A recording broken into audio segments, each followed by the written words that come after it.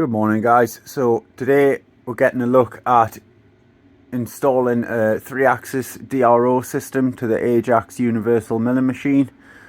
This is a metric machine, so I can work off the hand dials pretty straightforwardly, but for doing hole patterns and various other jobs I really require the D.R.O system.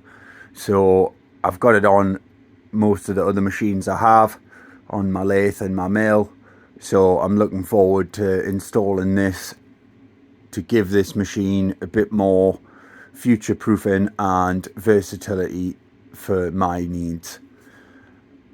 Now, when I bought the machine, you can see it's had a D.R.O system fitted, and there is actually some holes in the machine ways and in the body of the machine already for fixing the scales, but it's likely that I'm going to have to modify some brackets to suit the holes that are in the machine. As the first bracket I'm looking at is for mounting the screen itself, and the hole pattern is completely different on the on the original mounting bracket. So I just need to get a measurement and drill some holes in the new mounting bracket so I can get it installed. Then we've got the computer fixed to the machine and we can start working from there. So let's get at it. This is the unit that I'm going to be installing. It's a Keen.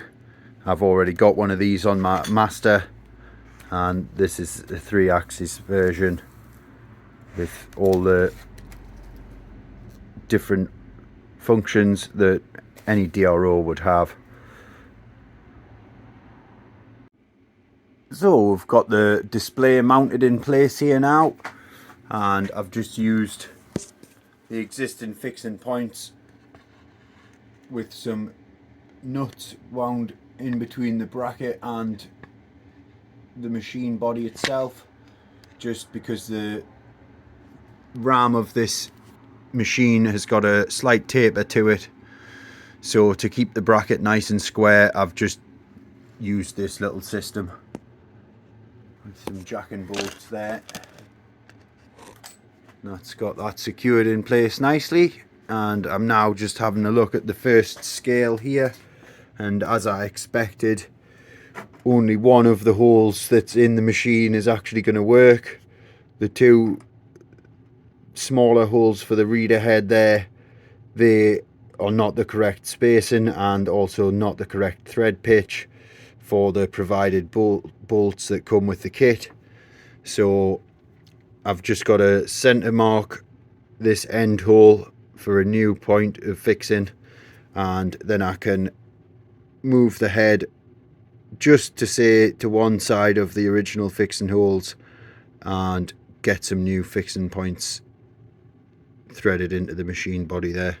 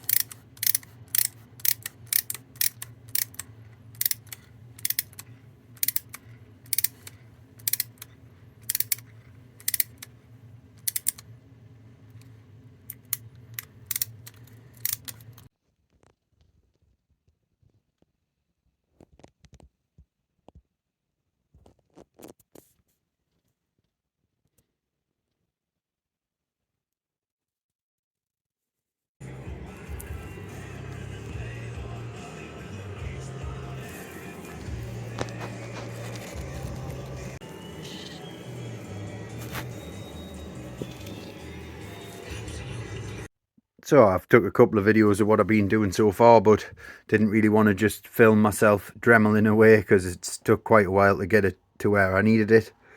But as you can see here on the knee of this machine here, the area where I'd like to fix the reader head to has got a slight taper to it, and there is a flat surface here, but it doesn't really continue high enough. So I did attempt drilling it, and as you can see we had a failed tap in there and I had another failed tap in there.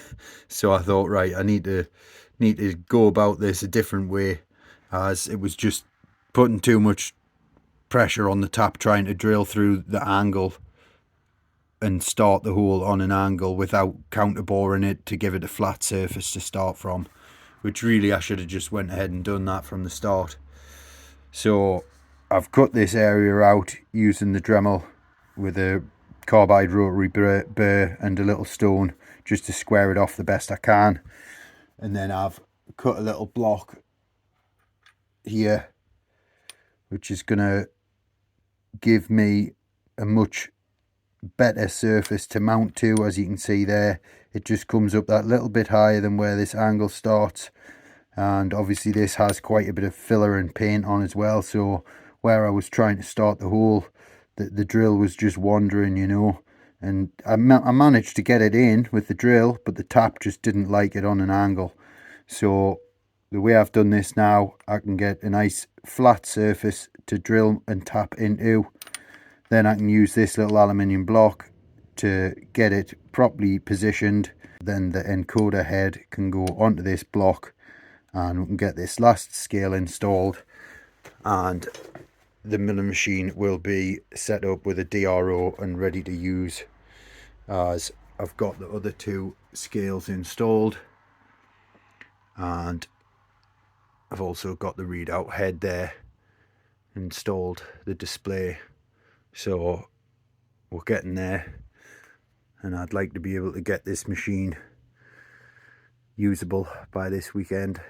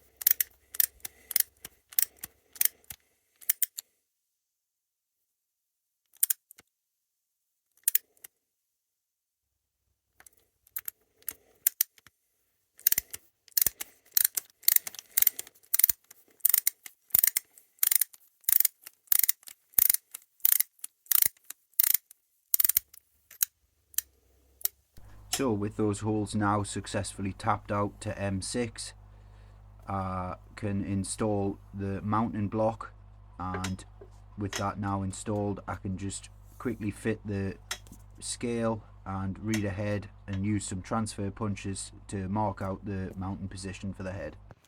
So with those mounting holes now drilled and tapped in the block there, I can get this reader head screwed in place. So that mounting block has worked a treat, and the reader head is now installed in place there, and that's nice and secure to be sure that there's not any play within the reader and scale. So with all these scales now hooked up and everything bolted down, we can give the machine a bit of a test and just check that all the scales are actually moving how they should.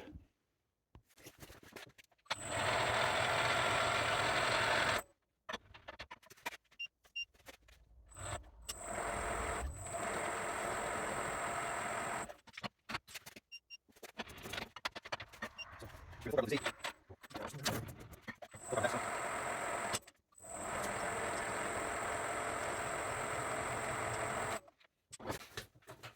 we've got just over 400 mil there of usable travel on the table. Just take that back from its very end and then bring the table down for the Z.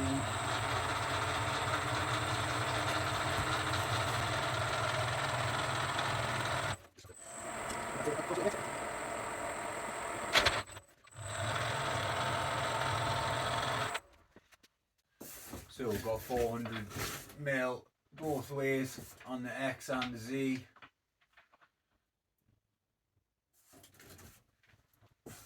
And then we've got 200 mil on the Y.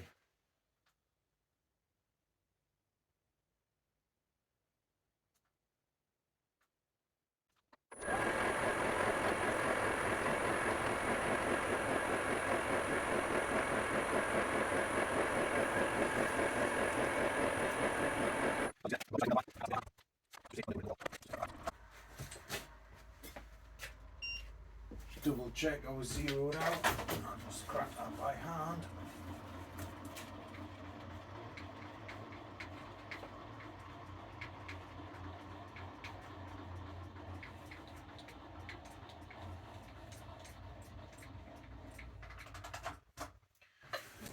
So there we go, we've got over 200 mil of travel, of powered travel.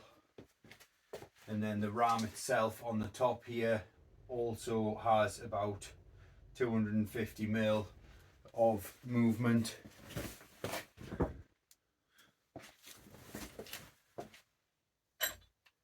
Just back off these clamps here.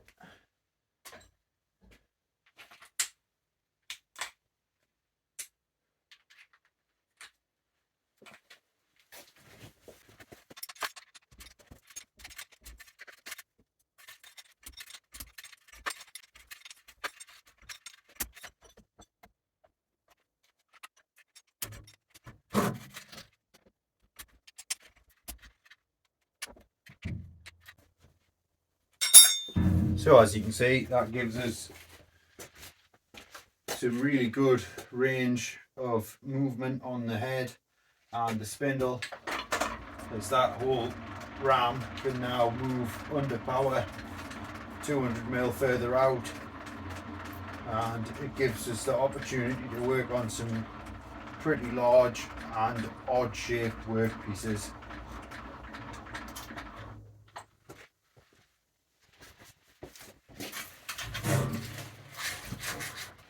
Just enough length on those cables there, they're just tucked up there to allow full travel of the rams.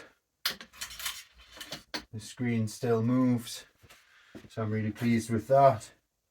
Obviously this is an extreme extension. It'd be very rare that you would need the machine set up like this, but it's interesting to see the full capability of it and to see the full travel we can get on the scales.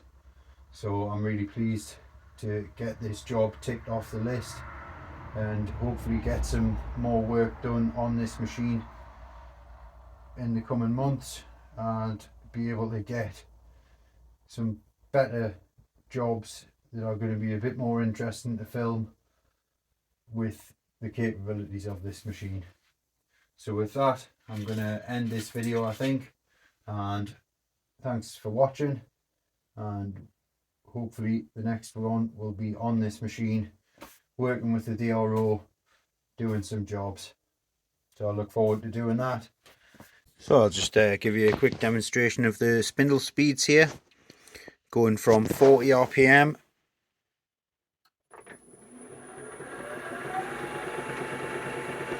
nice and steady, and then with the potentiometer here you can always slow it right down. And this is the top speed up to 1600 RPM.